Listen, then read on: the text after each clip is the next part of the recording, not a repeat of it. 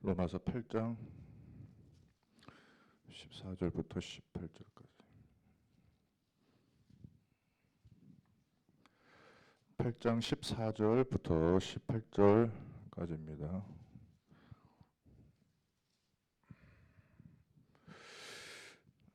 신약성경 249페이지 로마서 8장 14절 18절 같이 읽겠습니다.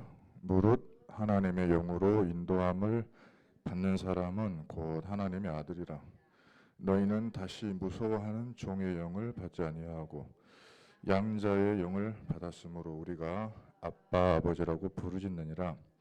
성령이 친히 우리의 영과 더불어 우리가 하나님의 자녀인 것을 증언하시나니 자녀이면 또한 상속자 곧 하나님의 상속자요 그리스도와 함께한 상속자니 우리가 그와 함께 영광을 받기 위하여 고난도 함께 받아야 할 것이니라. 생각하건대 현재의 고난은 장차 우리에게 나타날 영광과 비교할 수 없도다. 아멘.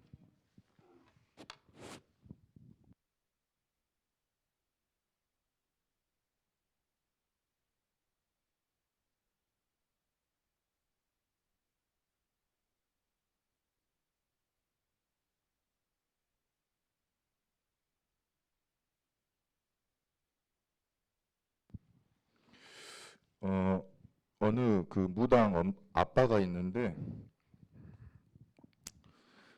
아빠는 여자 귀신이니까 귀신이 여자의 그 흉내를 내요. 그래서 한복을 입고 다녀요. 근데 등치가 얼마나 크냐면 키가 한 190에 몸무게가 한 130kg 되는 것 같아.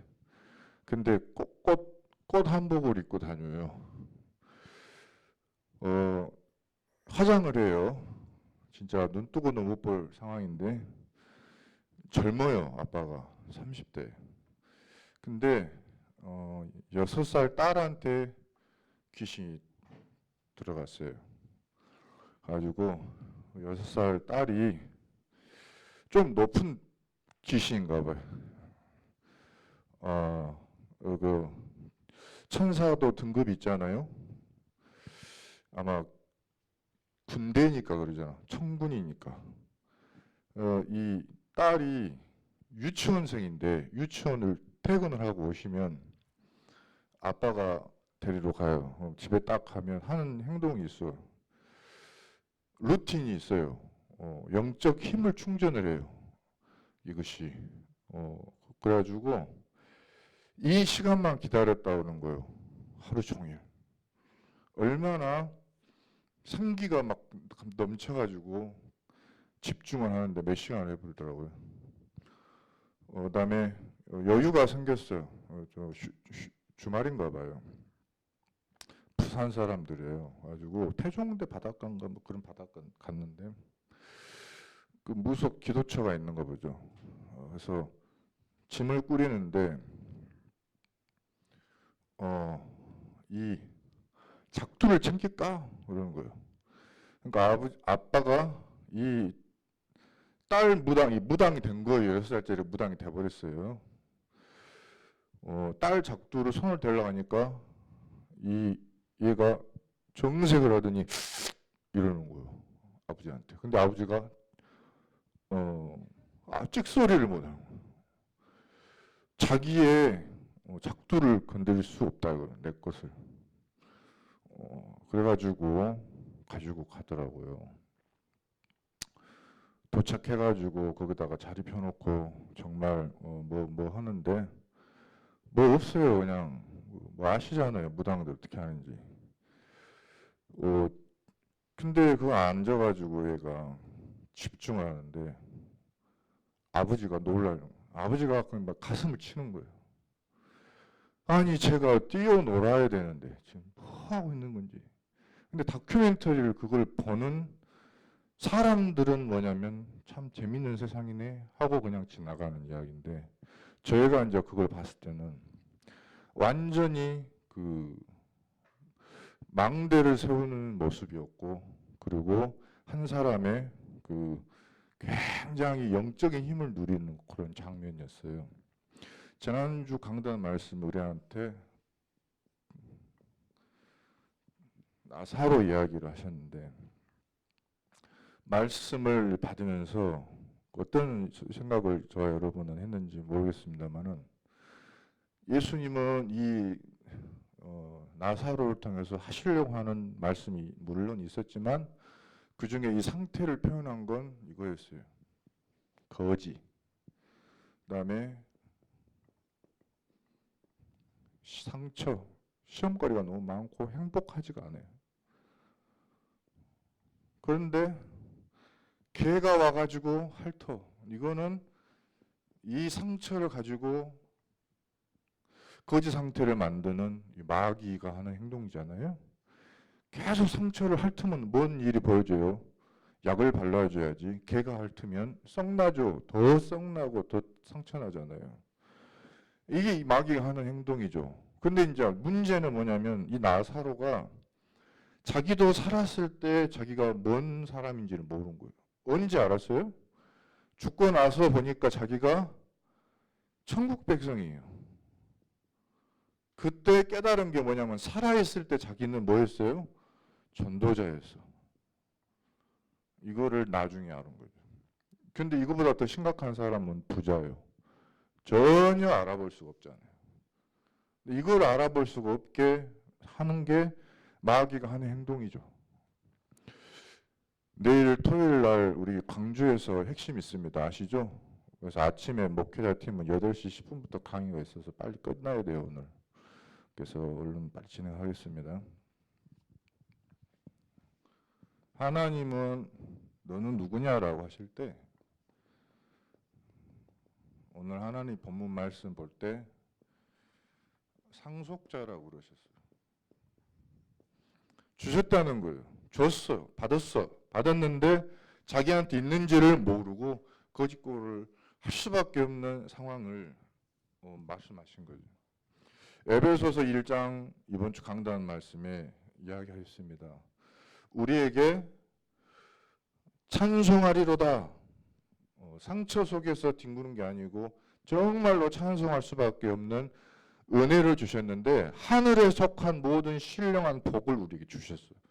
그것을 받아 누리는 하나님의 상속자가 저와 여러분인 줄 믿고요. 오늘 그러면 이 에베소서 1장 1절부터 3절 8절까지 말씀 3절부터 8절까지 말씀 중에 1장 5절에 보면 이렇게 되어 있어요. 하나님이 그 기쁘신 뜻대로 우리를 예정하사 예수 그리스도로 말미암아 자기의 아들들이 되게 하셨다. 이렇게 말씀하셨습니다.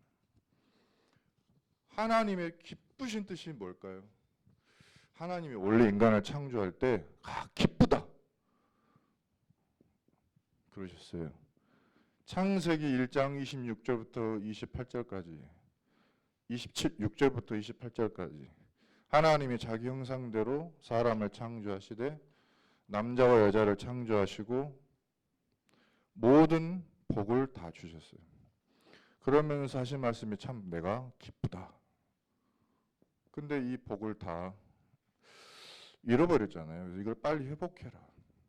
이게 하나님의 뜻입니다. 고린도후서 4장 4절에 이 세상의 신이 믿지 아니하는 자들의 마음을 혼미하게 하고 있어요. 그래서 하나님의 복을 못 받게. 그런데 우리 하나님은 그리스도의 영광의 복음의 광채를 우리에게 비추셔서 그리스도는 하나님의 형상이라 우리에게 참 복을 회복하시는 게 하나님의 뜻입니다. 이거를 나사로에게 주시고 우리에게 주셨는데 우리가 누려야죠. 이 축복은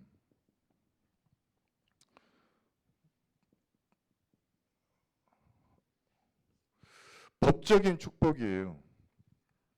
하나님은 우리가 창세기 2장 17절에 죄를 이렇게 하나님의 말씀에 어겨서 죽을 수밖에 없는 법에 빠져버렸어요. 여기서 우리를 건져내 가지고 자녀 삼으시려고 하는 기쁘신 뜻을 가지고 우리에게 로마서 8장 2절부터 4절까지 우리를 자녀 삼아 주셨습니다. 그리스도 예수 안에 있는 생명의 성령의 법이 죄와 사망의 법에서 너를 해방하였습니다. 율법이 육신으로 말미암아 연약하여 할 수 없는 그것을 하나님은 하시나니 우리가 이 법을 지킬 수도 없어요. 율법 때문에, 육신 때문에. 그래서 곧 죄로 말미암아 자기 아들을 죄 있는 육신의 모양으로 보내어 육신의 죄를 정하사 육신을 따르지 않고 그 영을 따라 행하는 우리에게 율법의 요구가 이루어지게 하셨습니다. 그리스도께서 그 법을 지키심으로써 우리를 대신하여서 그 법의 요구가 이루어지고 우리는 자녀로 회복시켜 주셨는 줄 믿습니다. 이 기쁘신 뜻을 이루시기 위해서 창세기 15절에 피 흘리시기로 하셨어요. 그래서 우리를 대신해서 속량하겠다. 갈라디아 4장 3절부터 5절에 우리도 이와 같이 우리도 어렸을 때에 이 세상의 초등학문 아래에 있어서 종 노릇하였더니 때가 참에 하나님이 그 아들을 보내사 여자에게서 나게 하시고 율법 아래에 나게 하신 것은 율법 아래에 있는 자들을 속량하시고 우리로 아들의 명분을 얻게 하려 하심이라. 그래서 하나님의 기쁘신 뜻은 우리를 회복하시고 자녀 삼으셔서 모든 죄에서 속량하시고 하나님의 아들의 명분을 얻게 하려 하십니다. 이 축복을 가지고 이 뜻을 갖고 계시고 있는데 우리는 계속 이 상처와 마귀의 이게 속임수에 빠져가지고 진짜 누려야 될 하나님의 나라의 축복을 못 누리고 전도자의 삶을 살지 못하는 이 문제가 있죠. 근데 하나님은 우리를 예정하셔서 이 시대의 나를 보내신 겁니다. 이 나라의 나를 보내신 겁니다. 이 가정에 나를 태어나게 하셨고 나를 이 부모님을 만나게 하고 이 남편, 이 아내를 만나게 하시고 이 자녀를 낳게 하셨어요. 이거는 핑계 댈 수 없는 하나님의 일입니다.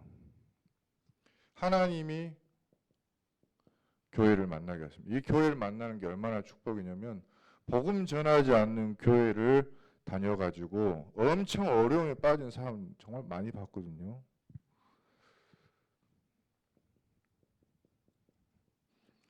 복음 가진 내가 복음 없는 현장에 나를 보내신 것도 하나님이 예정하신 것입니다.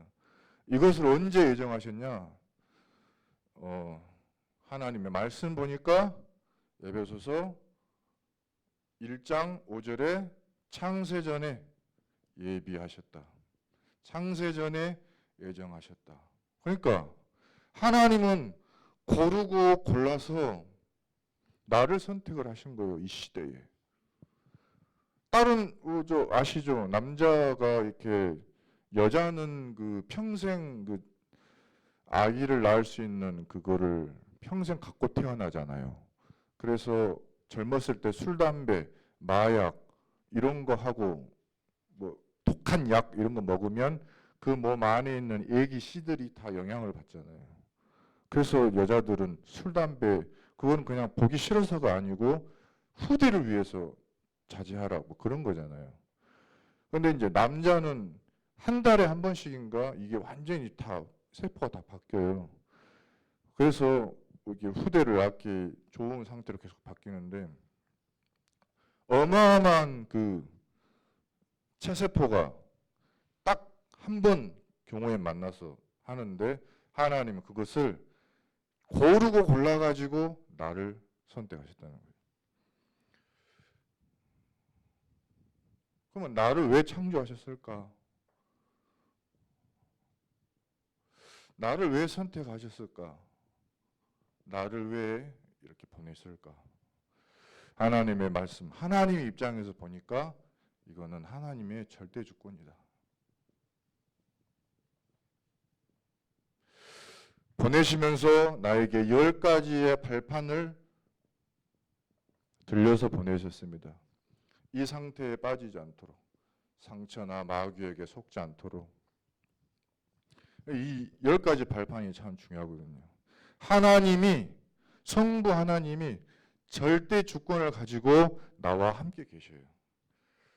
역대상 29장 11절에 여호와여 위대하심과 권능과 영광과 승리와 위엄이 다 주께 속하였사오니 천지에 있는 것이 다 주의 것이로소이다. 여호와여 주권도 주께 속하였사오니 주는 높으사 만물의 머리이심이니이다.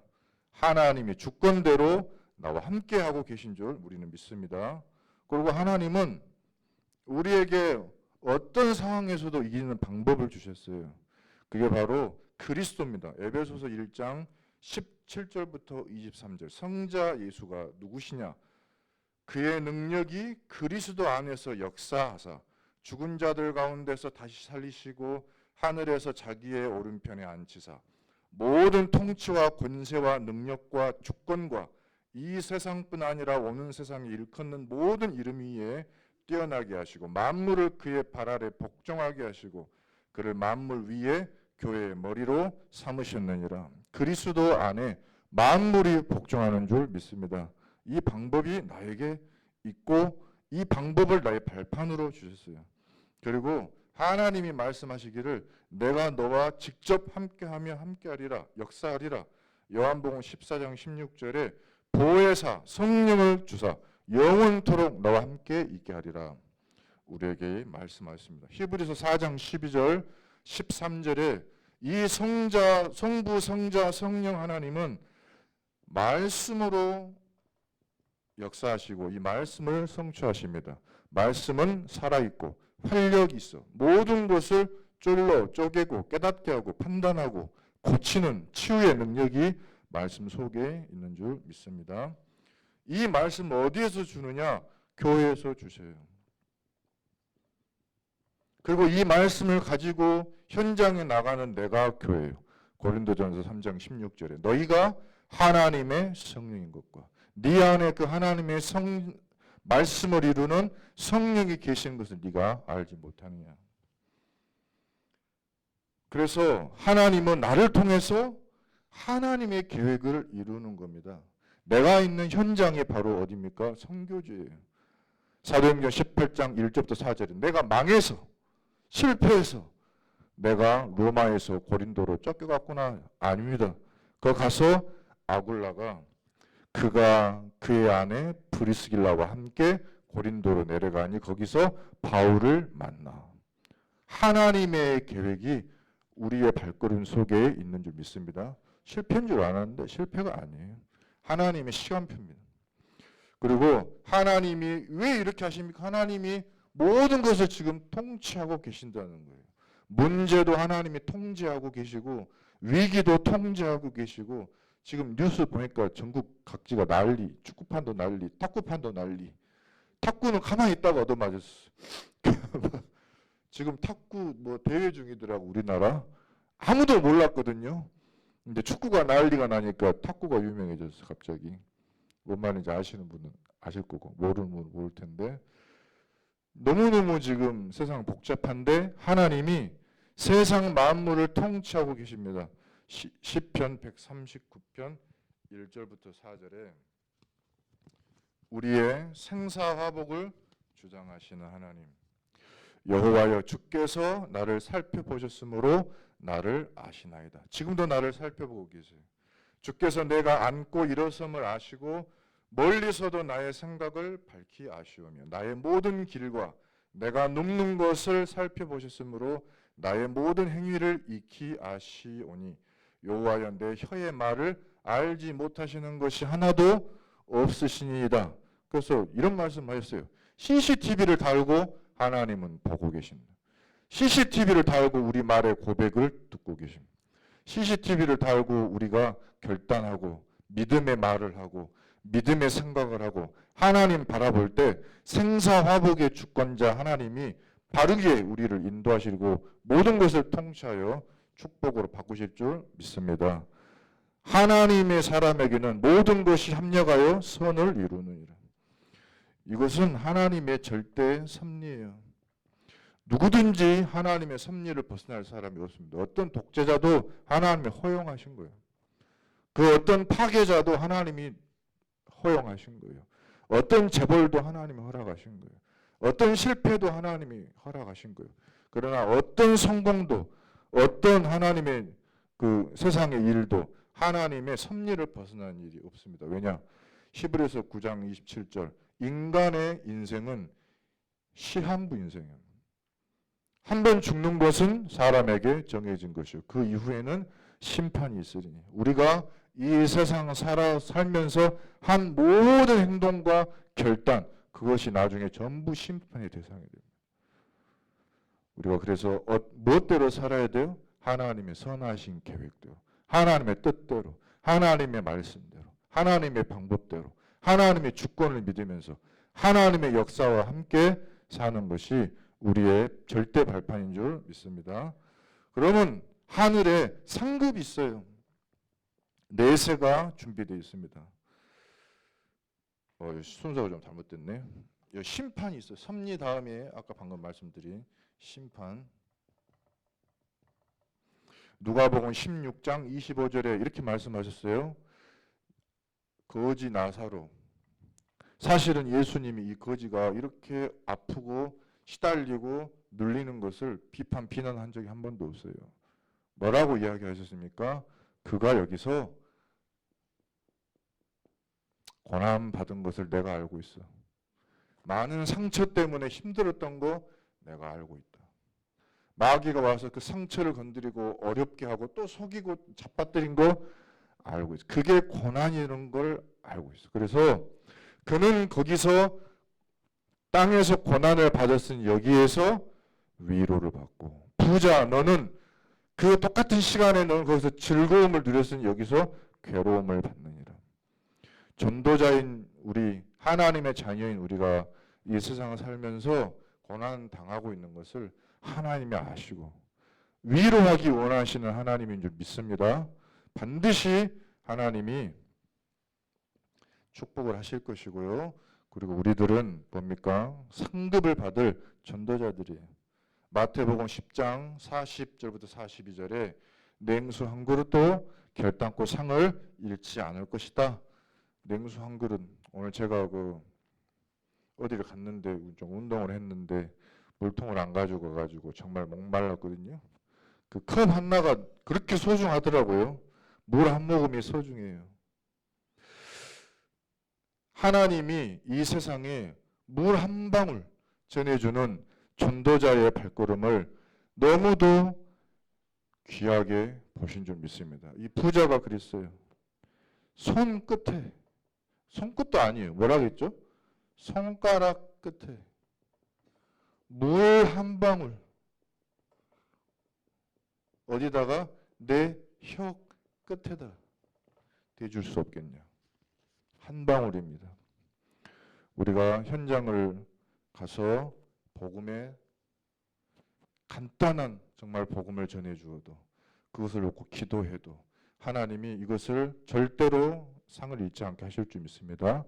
그러면 이런 축복이 있어요. 왜 이렇게 하나님이 하시는가? 우리를 예정하신 것은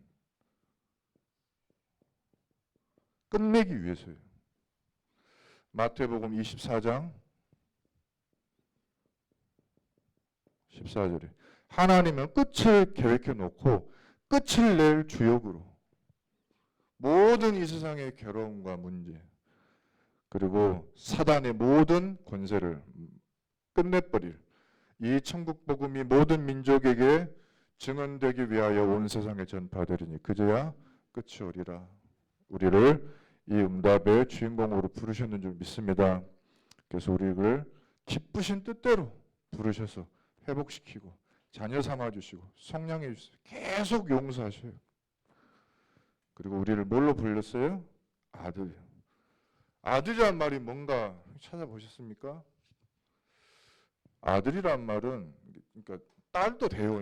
같은 말입니다. 근데 무슨 말이냐면 특히 이게 상속자라는 이야기예요. 이 상속자라는 말은 법적인 용어인데 이 먼저 갈라디아 4장 6절부터 7절에 보니까 너희가 아들임으로 하나님이 그 아들의 영을 우리 마음 가운데 보내사 아빠 아버지라 부르게 하셨느니라. 그러므로 네가 이후로는 종이 아니요 아들이니 아들이면 하나님으로 말미암아 유업을 이을 자니라. 유업을 받을 자니라. 우리 형제가 있어. 그러면 예수님이 바로 우리의 그 하나님의 맏아들이 되시잖아요. 이 맏아들 되신 그리스도께서 왕으로 오셨어요. 우리는 누굽니까? 그래서요 왕입니다. 그리고 왕 같은 제사장, 우리를 선지자로 상속자의 축복을 주셨습니다. 그런데 오늘 말씀 보니까 이런 말씀이었어요. 로마서 8장 17절에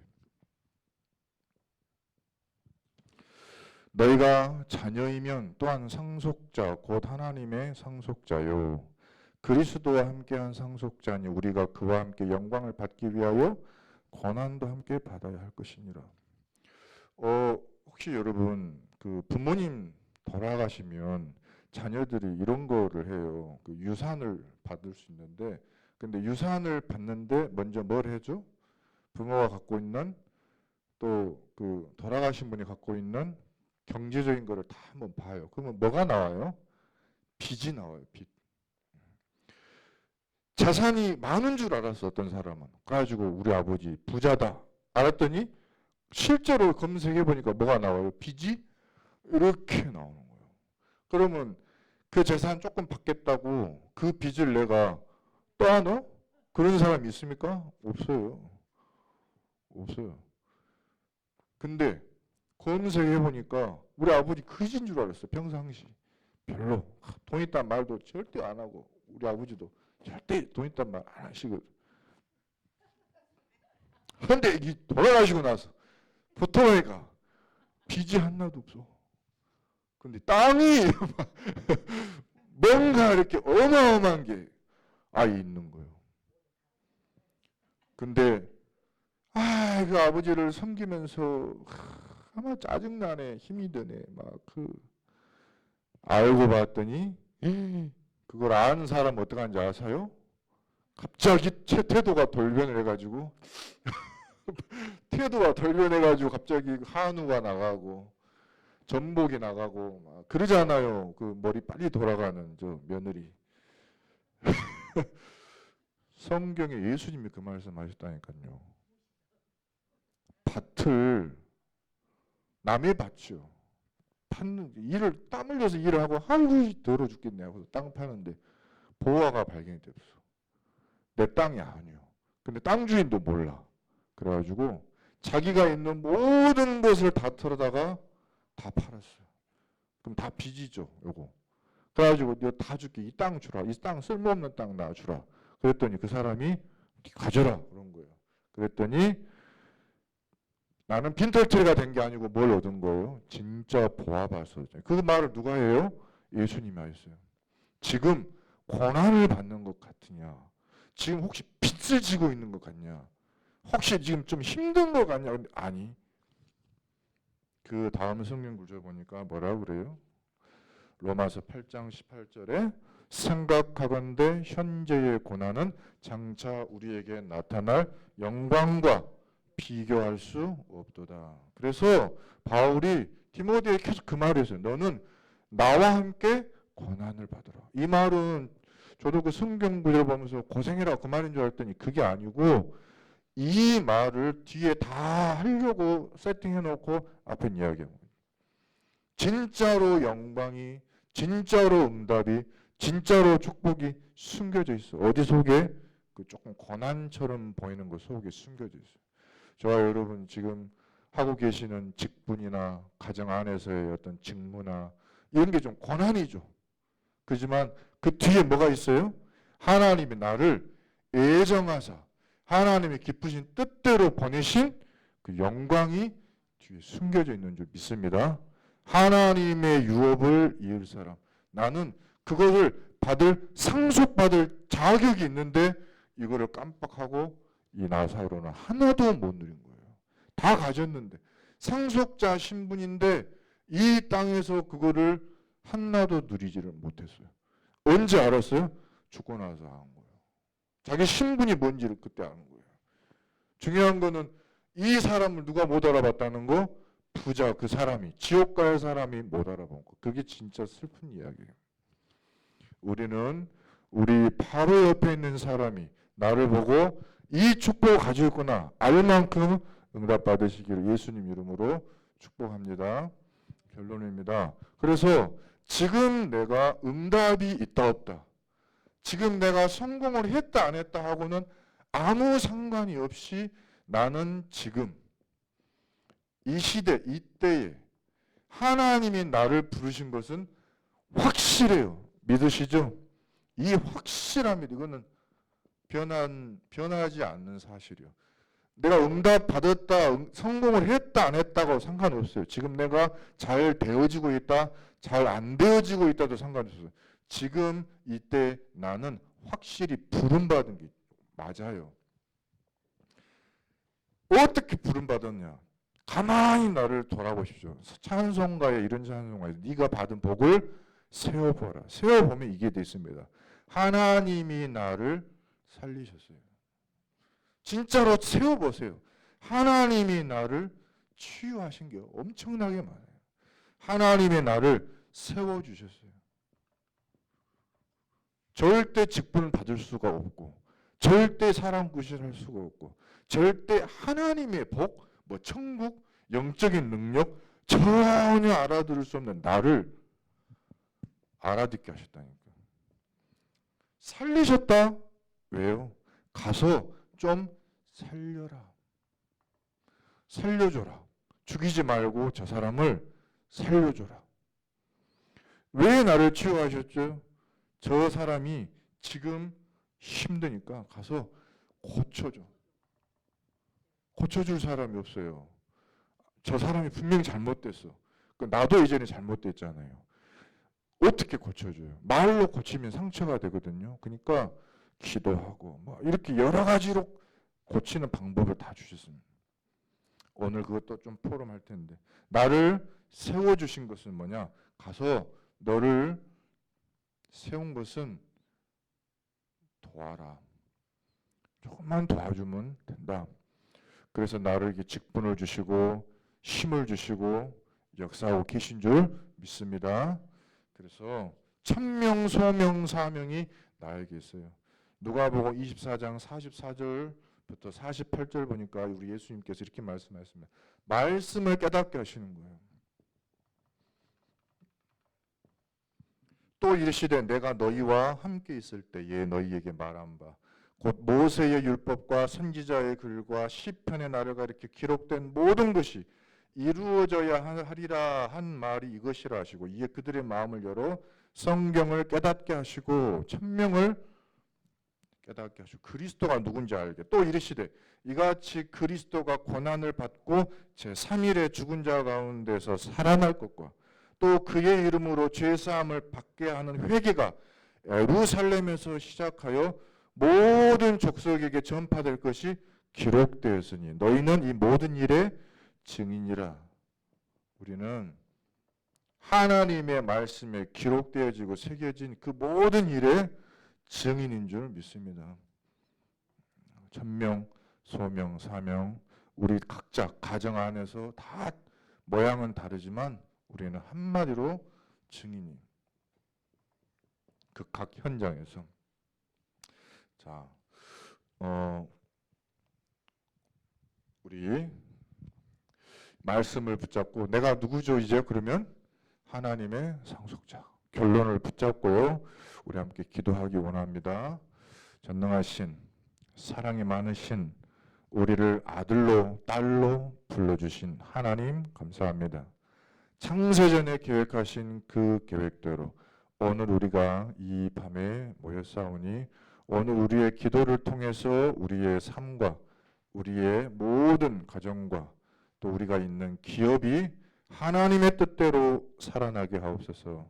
우리에 있는 우리의 현장이 하나님의 뜻이 이루어지는 절대 주권의 응답의 현장 되게 하옵소서. 치유가 일어나는 세 가지 뜰이 우리 교회 안에서 일어나게 하옵소서. 시대의 재앙을 꺾는 응답이 우리의 가문과 우리의 후대를 통해 일어나게 하옵소서. 예수 그리스도 이름으로 기도드립니다. 아멘.